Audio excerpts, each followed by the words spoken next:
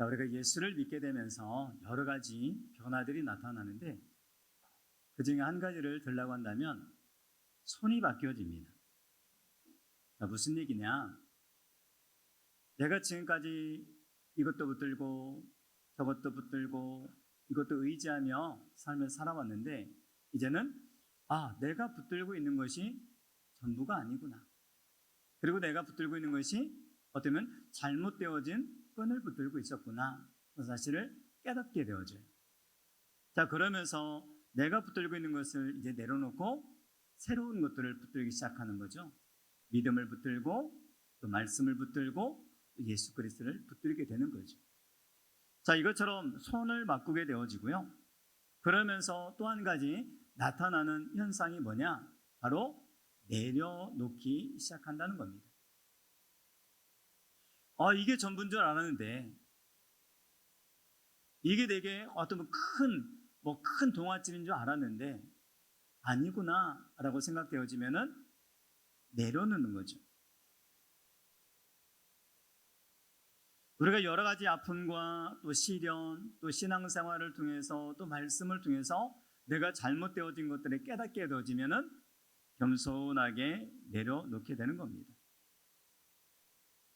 자, 생각해보면 우리 영적인 성숙함의 척도를 우리가 재본다고 한다면 우리 척도를 어떤 잣대를 하나 제시를 해본다고 한다면 바로 내려놓음이라고 생각해요.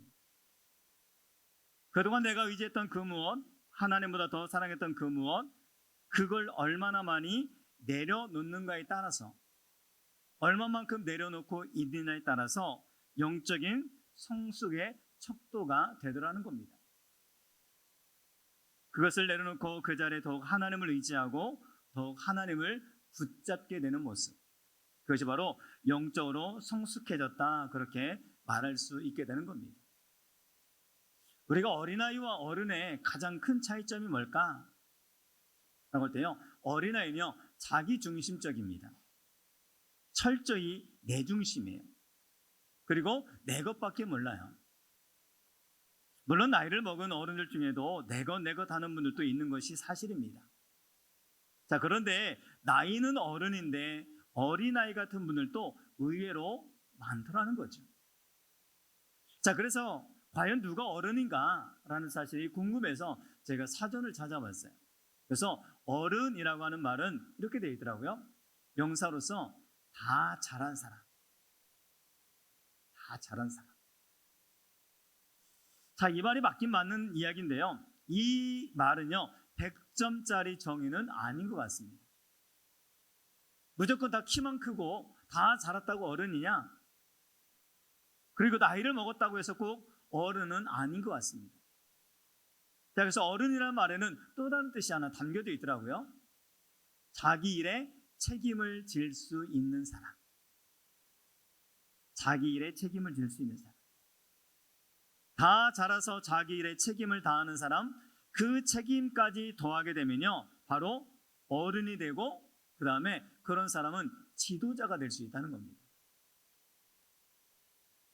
자, 그런데 우리가 말하는 어른이라는 것은요 자기 책임을 지는 것을 넘어서서 또 지도자가 되는 것을 넘어서서 우리에게는요 다른 사람에게 덕을 끼치는 사람, 그리고 다른 말로 말하면요 다른 사람들에게까지도 좋은 선한 영향력을 끼치는 사람, 이게 바로 어른이더라는 거죠. 한번 질문해 볼까요? 그럼 여러분들은 어른이십니까? 이렇게 대답을 못하실까요?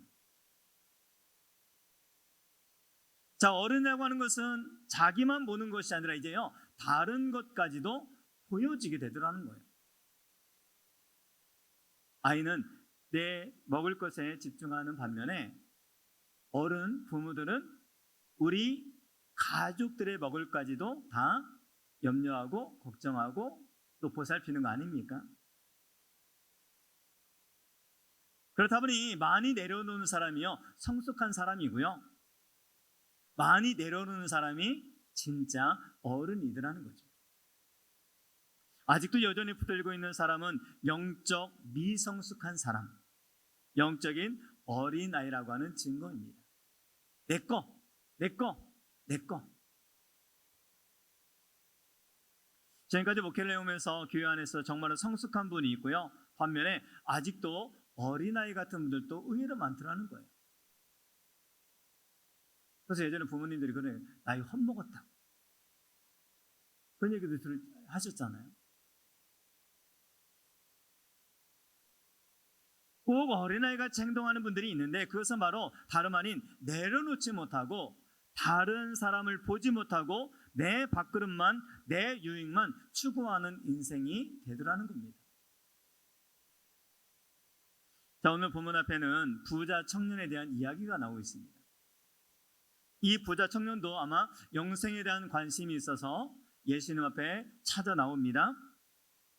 자, 그때 예수님이 부자 청년에게 당신이 나를 따라오려고 한다면 재물을 팔아서 가난한 사람들에게 나눠줘라. 그리고 나서 나를 따르라 라고 요구를 하고 계십니다. 왜 이런 요구를 하셨을까요? 예수님 하셨던 그 요구에는 어떤 의미가 담겨져 있을까요? 이 부자 청년에게 있어서 그동안 자기 삶을 유지하게 만들었던 원동력은 바로 그가 가지고 붙들고 있었던 많은 재물이었던 겁니다. 그러니까 예수님이 모든 사람에게 너희 재물을 다 처분하고 나를 따르라 그렇게 말하지 않는 건 어떤 사람에게는요 그 재물이 그 삶을 유지하는 원동력이 아닐 수도 있어요. 어떤 사람은 전혀 돈에 대한 관심이 없을 수 있어요. 반면에 어떤 사람은 돈에 대한 재물에 대해서 엄청나게 관심과 마음을 가진 사람도 있어요. 그런데 22절을 보면요 예수님의 요구에 어떤 청년이 이 청년의 반응이 이렇게 기록을 하고 있습니다. 그 청년이 재물이 많음으로 이 말씀을 듣고 근심하며 갑니다. 예수님이 정확하게 보신 거죠. 이 부자 청년은 영생에 대해서 관심이 있었습니다. 자, 그런데 예수님을 붙잡아야만 영생을 얻는다는 사실도 알고 있었습니다. 그러다 보니 자기가 붙들고 있었던 자기 삶을 유지하고 자기 힘을 유지할 수 있었던 그렇게 만들어졌던 이 재물을 버리고 예수님을 따라가자니 이게 아쉬운 거예요. 이것만큼은 내려놓을 수가 없었던 거예요. 혹시 우리도 예수님을 전적으로 따르고 예수님을 사랑하고 예수님을 향한 삶으로 전적으로 나아가기 원하는데 혹시나 내가 아직도 붙들고 있는 이 재물과 같은 역할을 하는 것은 없느냐라는 겁니다. 그래서 예수님은 떠나가는 그 청년을 바라보면서 부자는 천국에 들어가기가 어렵다라고 말씀하고 있는 겁니다. 그럼 모든 부자는 다 천국에 들어가기 어렵냐? 그렇지 않아요. 부자다 보니까 이것을 붙들고 있다 보니까 이것을 내려놓지 못하다 보니까 예수님을 따르지 못하고 또한 따르지 못하다 보니까 예수님에 대해서 천국에 들어가는 영생을 우리가 누리지 못할 수도 있다라고 예수님이 지적하고 있는 거죠. 이 부자 청년처럼 지금까지 자기 삶을 유지하게 만들어준다고 믿는 그 무엇, 하나님보다 더 많이 의지하고 하나님보다 더 많이 붙잡고 있는 그것을 내려놓지 않고는요 천국에 들어갈 수 없다는 그런 뜻으로 우리는 해석할 수가 있는 겁니다. 그러면 저는 여러분에게 심각하게 한번 질문을 던져봅니다. 여러분을 지금까지 여러분의 삶을 유지하게 만들었던 원동력이 무엇이라고 생각이 되고 있습니까? 돈입니까? 아니면 권력입니까? 아니면 사회적인 지위입니까? 그리고 지금까지 한마음교회에서 신앙생활을 시작하시면서 여러분들이 그렇게 집착하고 그렇게 의지했던 것들을 조금씩 내려놓는 훈련은 이루어지고 있습니까? 아니면 여전히 내 것이냐? 아니 이것을 포기하지 못하고 여전히 붙들고 있지는 않습니까?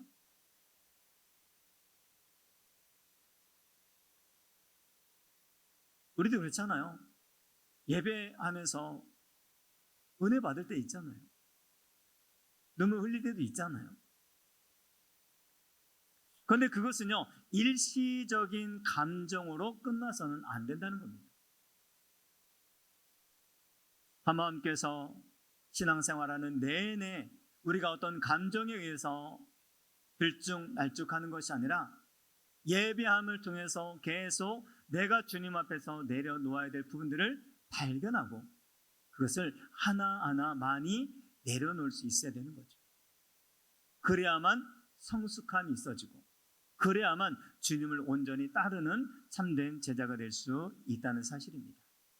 그래서 저는 예배가요, 얼마만큼 내가 은혜를 받고자 이게 중요한 것이 아니라 내가 주님 앞에서 은혜를 받을 수 있도록 내가 얼마만큼 내려놓는 빈 그릇이 되느냐, 이 싸움이라고 생각해요.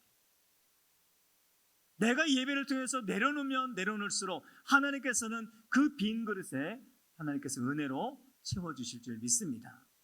그렇지 않고 여전히 내려놓지 않고 그곳을 주님이 하는 다른 곳으로 붙들고 있다면 은혜가 들어올 자리가 없는 거죠. 자, 왜 이렇게 제가 내려놓음에 대해서 이야기하고 있느냐? 내려놓음이 내 삶 속에서 이루어질 때요, 그때 우리의 삶 속에는요 굉장히 중요한 변화가 이루어지기 때문이라는 겁니다. 자, 우리 삶에 나타나는 변화, 그게 뭘까요? 어떤 변화가 나타날까요? 우리가 하나님을, 예수님을 내 삶의 중심에 모시고 살면 내 삶에, 내 생각에, 내 삶에 나를 가득 채우고 살았던 자기 생각과 인간적인 생각이요 서서히 옅어지기 시작하고 하나님의 생각, 하나님의 시각이 내 안에 자리 잡혀 가기 시작한다는 겁니다. 그러니까 인간적인 생각은 점점점 희미해지고 하나님의 생각과 하나님의 시각이 점점점 자리 잡혀서 우리가 무엇을 바라보더라도 인간적인 시각과 인간적인 생각을 가지고 판단하고 바라보는 것이 아니라 하나님의 시각과 하나님의 생각을 가지고 바라보다 보니까 모든 것들이 긍정적으로 바라볼 수 있게 된다는 겁니다. 뭘 봐도 하나님의 시각으로, 뭘 해석해도 하나님의 생각으로 그것을 해석할 수 있는 눈이, 그런 시각이 생겨나게 된다는 거예요. 자, 이런 관점으로 오늘 본문의 말씀을 좀 살펴보면요, 오늘 본문의 말씀 안에는요 두 가지 시각이 나타나고 있습니다. 하나는 바로 인간적인 시각과 하나는 하나님의 시각이 나타나고 있어요. 자, 오늘 23절, 24절 말씀을 우리가 한번 보면요, 우리 같이 한번 봉독해 볼까요? 시작. 예수께서 제자들에게 이르시되 내가 진실로 너에게 이르노니 부자는 천국에 들어가기가 어려우니라. 다시 너에게 말하노니 낙타가 바늘귀로 들어가는 것이 부자가 하나님의 나라에 들어가는 것보다 쉬우니라 하시니. 자, 주님은 지금 이것을 가리켜서 인간적인 시각이라고 말하고 있습니다. 인간적으로 보기에 저렇게 돈이 많은데 저 돈에 집착을 해가지고 돈을 내려놓지 못하면 저런 사람은 천국에 들어갈 수 있는 확률은 0.1%도 안 된다. 자, 이것은요 너무나 부정적이고 너무나 인간적인 시각이라는 겁니다. 자, 그러면 여러분, 부자는 천국에 못 들어가는 겁니까? 큰일 납니다. 우리 부자들이 많이 있으신데 어떤 분은 아싸, 나는 부자 아니니까 천국에 들어갈 수 있다, 이런 얘기가 아니라 내가 얼마만큼 주님 앞에 내려놓고 있느냐, 주님을 붙들고 있는 이 손이 아니라 다른 것을 붙들고 있는 이 손이 내려놓아야만 우리가 천국에 들어갈 수 있다는 거죠. 자, 첫 번째 인간적인 시각이 나왔다면요, 두 번째는요, 우리 같이 읽어볼까요? 시작. 예수께서 그들을 보시면서 이르시되 사람으로는 할 수 없으나 하나님으로는 다 하실 수 있느니라. 이것이 바로 하나님의 시각입니다. 그러니까 예수님이 묘사하시는 그 부자 청년을 향해서 두 가지 시각이 뭐예요? 인간적인 시각으로는요, 저 인간이 구원받는 것은 낙타가 바늘기로 들어가는 것보다 어렵다라고 하는 부정적인 시각. 그리고 또 한 가지는 하나님의 시각은 뭐예요? 그러나 사람으로는 할 수 없으나 하나님으로는 다 하실 수 있느니라 라고 하는 하나님의 시각, 이 두 시각을 말씀하고 있다는 겁니다. 자, 그럼 저는 여러분에게 질문해 봅니다. 도대체 여러분들의 삶을 이끌고 여러분의 삶을 어떻게 보면 이끌어가는 그러한 생각은 인간적인 시각입니까? 아니면 하나님의 시각입니까? 여러분에게 영향력을 주는 것은 인간적인 생각입니까? 아니면 하나님의 생각이십니까? 오늘 여러분들은요, 무엇에 영향력을 받고 삶을 살고 있느냐는 거죠.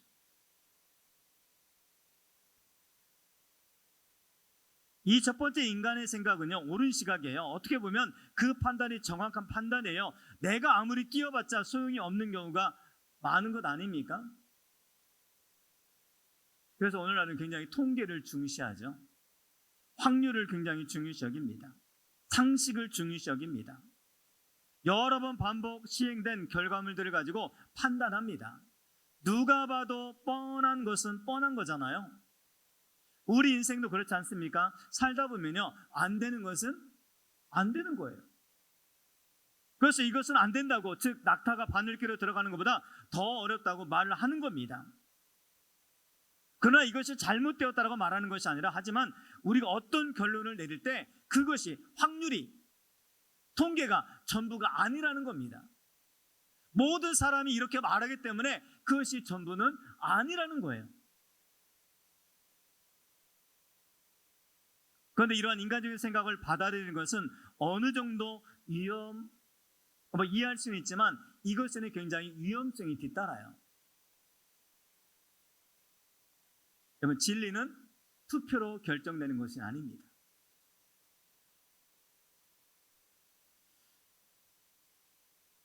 우리는 굉장히 이 땅을 삶을 살아가다가 굉장히 중요시 여기시는 단어가 하나 있어요. 대세. 요즘 대세가 이렇다. 유행이 이렇다. 사람들이 이렇게 흘러가고 있다. 우리 생각이 이렇게 흘러가고 있다. 그런데 여러분, 이런 일에 너무 민감하다 보면요, 옛날 이스라엘 백성들이 대세를 따라가다 망한 것 같이 그런 위험을 당할 수도 있다는 겁니다. 우리는 대세를 따라가는 것도 아니고요, 통계를 따라가는 것도 아니고요, 우리는 하나님께서 무엇라고 말씀하는지 말씀에 따라가는 인생인 줄 믿습니다. 사람들의 대세와 투표와 그러한 흐름에 우리가 결정되는 것이 아니라 우리는 하나님의 말씀에 의해서 결론 지어져야 된다는 거예요.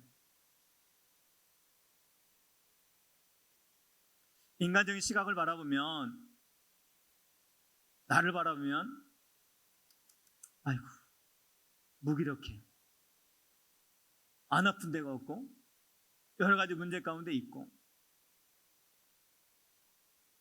하지만 그의 인생 안에 하나님께서 개입하시고 역사해 주시면 모든 일들이 가능하고 회복되어진 역사가 일어날 줄 믿으시기 바랍니다. 나를 바라봐도, 인간적인 시각을 바라보면 한없이 무기력하고 연약하지만 하나님 우리를 바라보실 때 무기력한 것만 바라보는 것이 아니라 하나님의 시각을 가지고 우리를 대하실 때 우리는 한없이 일어날 수 있는 가능성 있는 존재라는 사실을 믿으시기 바랍니다. 자, 오늘 예수님께서 말씀하신 것은 오늘 본문의 기준으로 말하면요, 인간적인 시각만 가지고 살면 우리가 한없이 이렇게 초라할 수밖에 없다는 거예요. 낙타가 바늘기로 들어갈 수 없다. 하지만 하나님의 생각으로 바뀌어지면 하나님께서는 모든 것이 가능할 수 있다. 오늘 여러분이 지금 인간적인 시각을 가지고 삶을 살아왔다면 이 시간에 하나님의 생각이 다시 한번 덧입혀지는 은혜가 있게 되기를 주의 이름으로 축원을 드립니다. 이 생각이 교체되어지면요, 우리 삶에 의욕이 생겨납니다. 주먹에 힘이 불끈 들어갑니다. 사랑할 수 없는데 하나님은 하실 수 있는 사랑의 은혜도 베풀어 주시는 거예요. 의욕이 없는데 우리 안에 의욕을 베풀어 주셔서 의욕을 갖게 하시고, 낙심하고 있었는데 낙심의 자리에서 우리가 소망의 자리로 이끌어 주실 줄 믿으시기 바랍니다. 자, 우리 인생은 두 부류로 나눌 수 있어요. 인간적인 생각에 꽉 차 있는 사람, 두 번째는 하나님의 생각으로 붙들려 있는 사람. 인간적인 생각에 꽉 차 있는 사람은요, 내가 성공하고 그 일이 잘 풀려? 아이고 아니야, 낙타가 바늘귀로 들어간 것보다 더 어려워. 우리가 자녀들을 바라볼 때도 여러분, 인간적인 시각을 바라보면, 야, 너 도대체 뭐 되려고 그러니? 이건 뭐예요? 너의 인생 비전이 없다는 거죠. 이것은 바로 인간적인 시각을 가지고 바라보는 겁니다. 하지만 하나님께서 지금은 이럴지 모르지만 하나님은 너의 인생 안에 개입해 주셔서 놀라운 일들을 이루어 주실 것이다. 비전을 따라 삶을 살면 너의 인생은 별과 같이 빛나게 될 것이다. 이렇게 바라보면 바로 그게 바로 인간적인 시각이 아니라 하나님의 시각이라는 겁니다.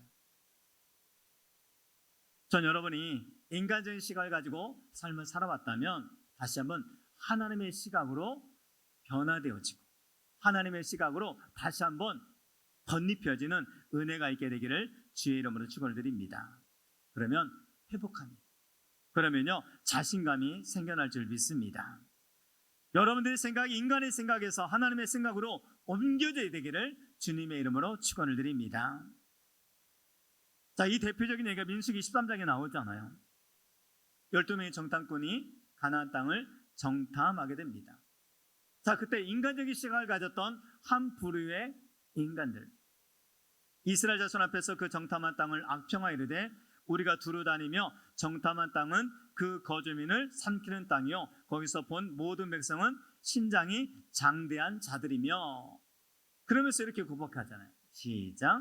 거기서 네피림 후손인 아낙 자손의 거인들을 보았나니 우리는 스스로 보기에도 메뚜기 같으니 그들이 보기에도 그와 같았을 것이니라.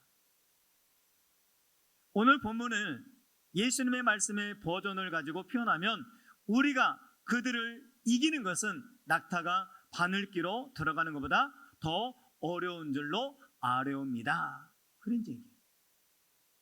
불가능하다는 거죠. 그런데 또 다른 한 가지 시각을 가진 사람은 있죠. 여호수아와 갈렙. 이스라엘 자손의 온 회중에게 말하 이르되 우리가 두루 다니며 정탐한 땅은 심히 아름다운 땅이라.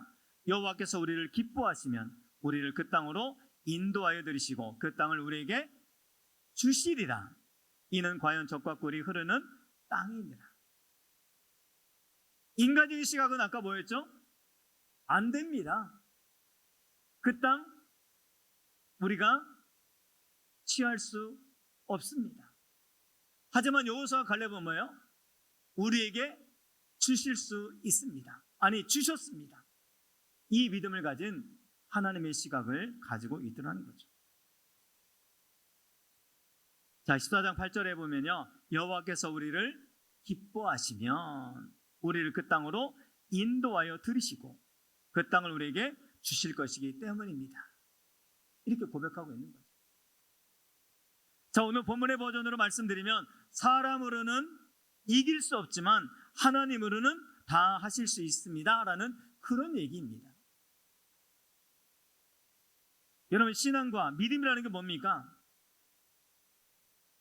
인간적인 시각을 가지고 있었던 우리의 시각이요 하나님의 시각으로 바뀌어지는 것이 신앙이고 믿음이에요. 인간적인 시각만 가지고 바라봤던 우리 눈이 이제는 하나님의 생각과 하나님의 시각으로 덧입고 모든 일과 상황들을 바라볼 수 있는 것, 해석할 수 있는 것, 이것이 바로 신앙과 믿음이라는 사실입니다. 오늘 저는 간절히 소망합니다. 우리 한마음께 모든 예비하는 우리 성도들에게는요 하나님의 시각이 다시 한번 덧입혀지게 되기를 주의 이름으로 축원을 드립니다. 하나님의 시각으로 바라보면 모든 것들이 다 좋아요. 모든 것 다 긍정적이에요. 모든 것들이 다 가능한 줄 믿으시기 바랍니다. 따라서 할까요? 사람으로는 할 수 없지만 하나님으로는 모든 것이 가능합니다. 자, 이것이 바로 하나님의 시각을 가지고 바라보는 사람의 태도고, 또 그런 분들이 바로 우리 믿음의 백성들이라는 사실입니다. 자, 우리를 기뻐하시며 우리가 하나님 앞에 기뻐하는 삶을 살아내면, 여러분, 우리 시시한 우리 인생일지 모르지만 그곳에 하나님을 개입시켜 보시기 바랍니다. 하나님을 계산에 넣어 보시기 바랍니다. 10명의 정탐꾼은 하나님을 계산에 넣지 못했어요. 하지만 여호수아와 갈렙은 하나님을 계산에 넣은 것입니다. 여러분, 십자가는 더하기표 아닙니까? 예수 그리스도를 우리 인생 안에 다시 한번 계산에 넣으시기 바랍니다. 그리고 하나님의 눈으로 이 상황을 바라보니까 하나님 우리를 기뻐하시면, 하나님 우리와 함께 하시면, 어렵고 불가능한 일 만난다 할지라도, 짜증난다 할지라도, 신경질 난다 할지라도, 폭발하고 싶을 때에도 하나님의 눈을 가지고 다시 보게 되어지면 모든 일들을 믿음으로, 또 긍정으로, 또 사랑으로 해석해낼 수 있다는 겁니다. 이것이 바로 신앙인의 모습이라는 거죠. 자, 다시 한번 여러분에게 도전하고 싶습니다. 여러분은 이 두 가지 시각, 인간의 시각과 하나님의 시각 중 어떤 것에 영향을 받고 삶을 살고 계십니까?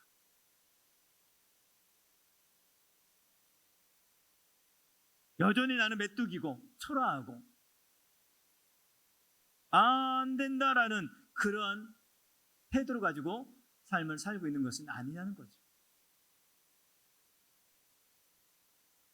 그거 맞는데, 어려운 건 맞는데, 그럼에도 불구하고 사람으로는 할 수 없지만 하나님으로는 다 하실 수 있습니다. 이렇게 고백하는 자리에 머물게 되기를 주의 이름으로 축원드립니다. 여러분, 인간의 자리에서 하나님의 자리로 옮겨지면 분명한 변화가 일어날 줄 믿습니다.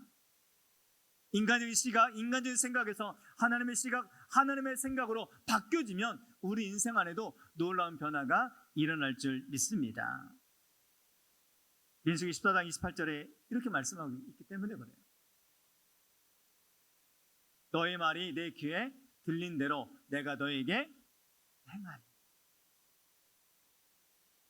네가 이길 수 없다, 메뚜기다, 그러면 너희는 이길 수 없고 메뚜기의 삶으로 살아갈 수밖에 없다. 절대로 이길 수 없다. 그렇게 생각하고 그렇게 말하고 그런 영향을 받으면 그 말이 하나님에게 들려진 그대로 해 주시겠다는 겁니다. 하나님의 시각으로 하나님의 생각이 바뀌어지고, 인간적인 시각이 하나님의 생각으로 바뀌어지면요, 상황이 어려운 것은 사실이지만, 부족한 것은 사실이지만, 사람은 할 수 없다 할지라도 하나님은 하실 수 있습니다 라는 마음으로 바뀌어질 줄 믿으시기 바랍니다.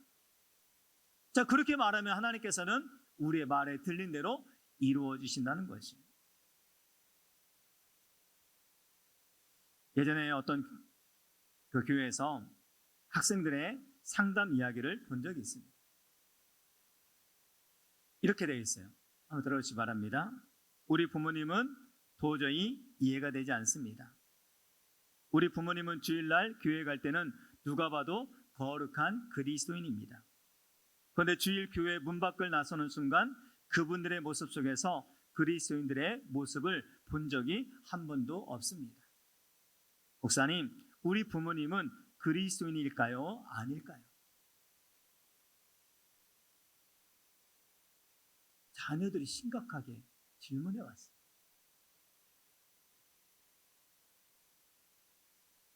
우리 아이들이 이렇게 질문한다면 저도 대답을 하지 못할 것 같아요. 왜냐하면 저도 헷갈리기 때문입니다.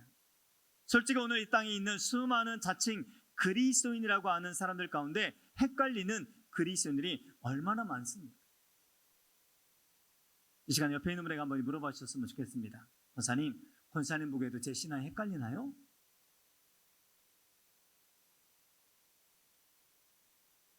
꼭 질문이 이해가 되지 않거나 또 멍하니 바라보고 있는 분들은 또 그럴 가능성이 또 있는 분들도 있어요. 여러분, 예수 그리스도를 예배 시간만 만나는, 내가 필요할 때만 찾는 그런 종교적인 대상으로 제한하지 마시기 바랍니다. 주님의 능력이 나도 경험되어야 되지 않겠습니까? 늘 다른 사람의 이야기만 할 것이 아니라 내가 경험되어지는 하나님을 이야기할 수 있어야 되지 않겠습니까?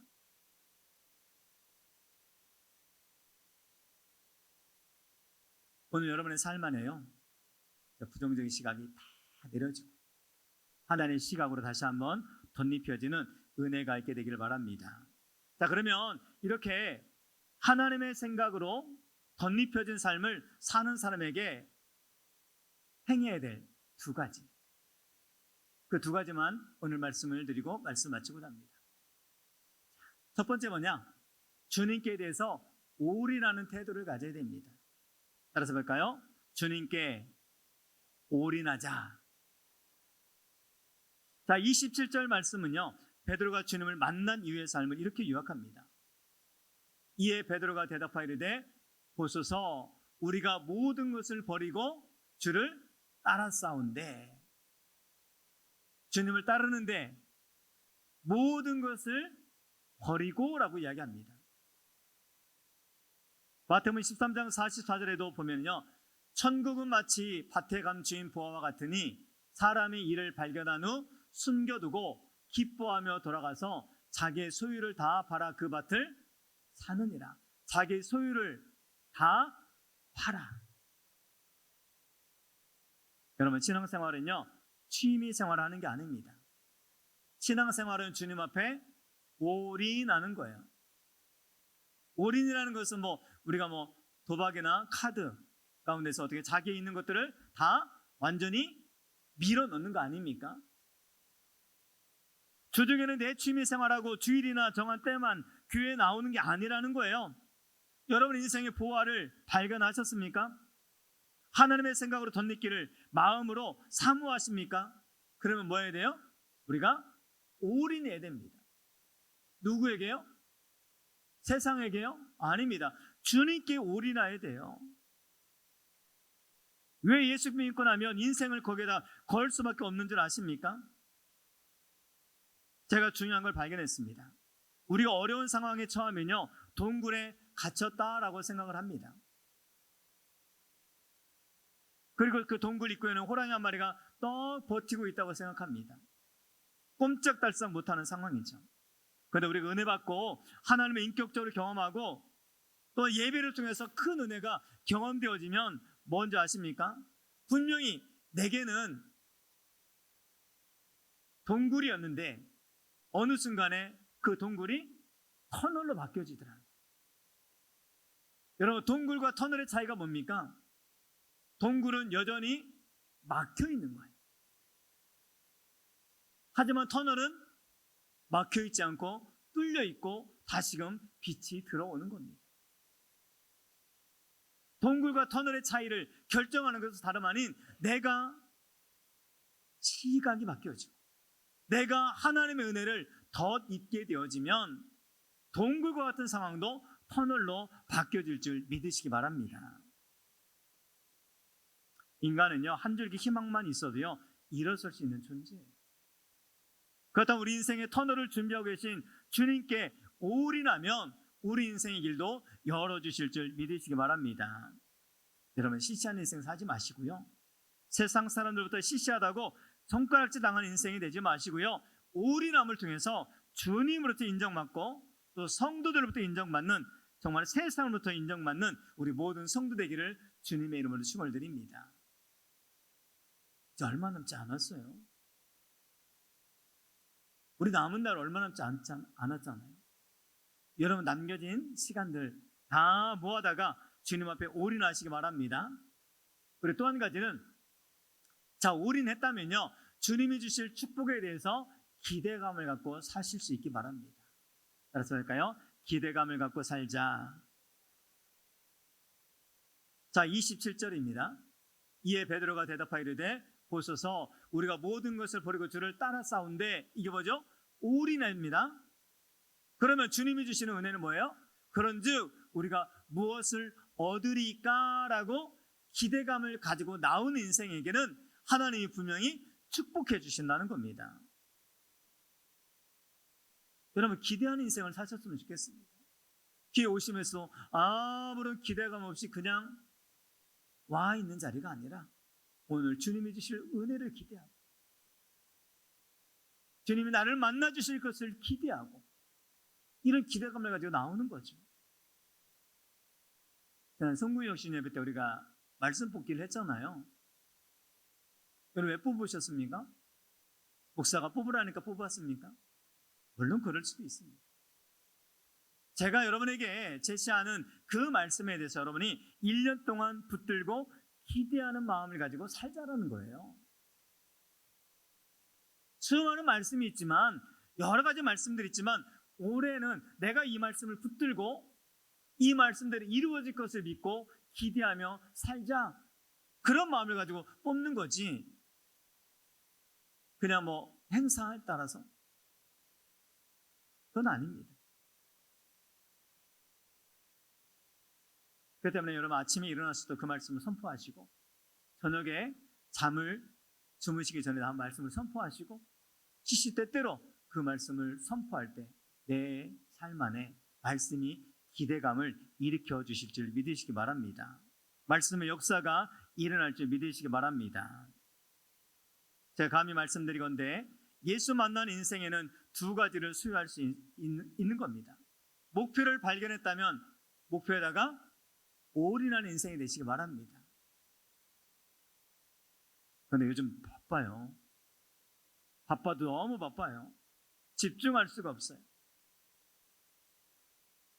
예수님이 보여주는 것들이 얼마나 많은지 몰라요. 우리가 예배 자리가 아니고 내가 가야 될 자리가 얼마나 많은지 몰라요. 여러분, 목표를 발견하면 목표에다가 올인해 보실 수 있기 바랍니다. 자, 목표를 발견했다면 두 번째, 여호와 우리의 하나님을 바라보며 우리에게 은혜 베풀어 주시기를 기다리나이다. 여러분, 은혜 주실 걸 기다리시기 바랍니다. 우리의 시선이 어디에 있어야 돼요? 그러면 하나님의 손을 바라봐요. 이게 바로 기대하는 인생 아닙니까? 집안의 개들도 주인의 손에 들려진 것에 이렇게 관심을 갖고 있는데, 마땅히 하나님의 사람들은 주님의 손에 관심을 두어야 될 줄 믿습니다. 전에는 내가 주인이었으니까 해도 되고 안 해도 됐어요. 하지만 주인이 바뀌어졌잖아요. 그렇다고 한다면 이제는 내가 주님을 바라봐야 될 줄 믿으시기 바랍니다. 하나님 함께 하시면 여러분의 인생도 시시한 인생이 아니라 하나님으로서는 모든 것들이 가능한 가능성 있는 인생이 되어질 줄 믿으시기 바랍니다. 따라서 볼까요? 하나님이 함께 하시면 할 수 있습니다. 사람으로는 할 수 없지만 하나님으로는 가능한 줄 믿습니다. 아멘이십니까? 우리 그렇게 한번 믿음을 가지고 할 수 있다, 하면 된다. 믿는 자에게 능치 못함이 없습니다. 우리 한번 그렇게 고백하며 찬양하도록 하겠습니다.